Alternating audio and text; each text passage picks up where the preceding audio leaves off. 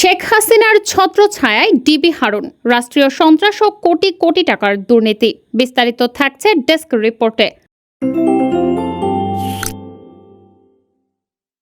বাংলাদেশের রাজনৈতিক ইতিহাসে এক দুঃস্বপ্নের নাম হয়ে আছে হারুনুর রশিদ।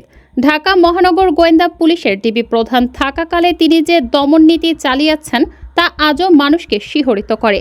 এই যুগল মিলে রাষ্ট্রযন্ত্রকে রূপান্তরিত করেছিলেন এক নিষ্ঠুর দমন যন্ত্রে, যেখানে আইন দুর্বল ছিল, মানবাধিকার ছিল বিলাসিতা, জনগণ বন্দী আর রাষ্ট্রীয় ক্ষমতা পরিণত হয়েছিল শাসকদের ব্যক্তিগত হাতিয়ার হিসেবে।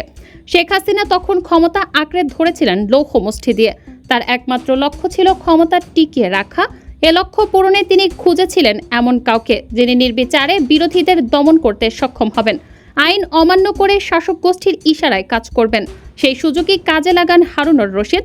তিনি বিরোধী দলের নেতাকর্মীদের ঘরে ঘরে তুলে আনতেন, দিনের আলোয় হেফাজতে নির্যাতন চালাতেন, সাজানো মামলা দিয়ে আজীবন হয়রানি করতেন। হারুন হয়ে উঠেছিলেন শেখ হাসিনার লোহা হাত, এক ভয়ঙ্কর প্রতীক যিনি জনগণকে ভীত স্বতন্ত্র রাখতে ব্যবহার হতেন। তার আমলে পুলিশের পোশাক আর আইনশৃঙ্খলা বাহিনীর পরিচয় ছিল রাজনৈতিক রঙে রঞ্জিত। তিনি ছিলেন আইন প্রয়োগকারী কর্মকর্তা নয়, বরং এক দমন নীতির জল্লাদ। আন্দোলনের আগে হাজারো নেতাকর্মী গ্রেফতার করা হতো যেন রাজপথ শূন্য থাকে। অনেককে তুলে নেয়ার পর আর ফেরত দেওয়া হতো না। অজ্ঞাত গন্তব্যে গুম হওয়ার অভিযোগও প্রকাশ পেয়েছে। পরিবারগুলোকে ব্ল্যাকমেল করে মুক্তিপণ আদায়ের ঘটনাও ঘটেছে।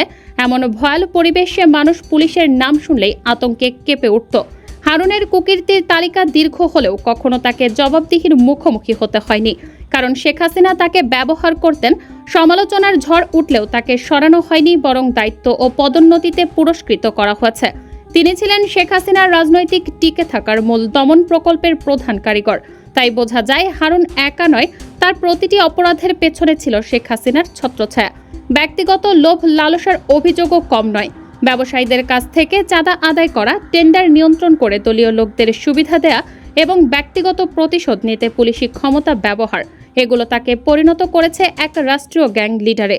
যেখানে জনগণ পুলিশের কাছে আশ্রয় চাইলে তারা আতঙ্কে কেঁপে উঠত। দুর্নীতি দমন কমিশনের অনুসন্ধানে দেখা গেছে হারুনুর রশিদ ও তার পরিবারের সদস্যরা গড়ে তুলেছেন অবৈধ সম্পদের পাহাড়।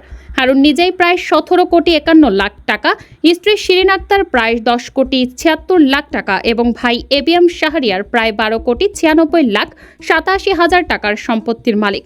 তাদের নাম রয়েছে উত্তরা, গুলশান, খিলক্ষেত সহ বিভিন্ন স্থানে ভবন, ফ্ল্যাট ও জমি। আদালতের আদেশে কিছু সম্পত্তি জব্দ ও ব্যাংক হিসাব অবরুদ্ধ হয়েছে।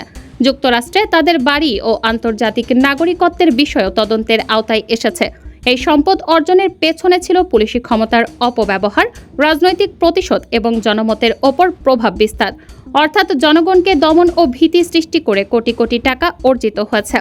2024 সালের ছাত্র জনতার অভ্যুত্থানে শেখ হাসিনা ক্ষমতা হারালেন। পদত্যাগ করতে বাধ্য হলেন লৌহ মুষ্টির শাসক। হারুনও সরানো হলো ডিবি প্রধানের পদ থেকে। তবু প্রশ্ন রয়ে গেল, এত বছরের দমননীতি, গুম খুন, কোটি কোটি টাকার অবৈধ সম্পত্তি, এর হিসাব কে দেবে?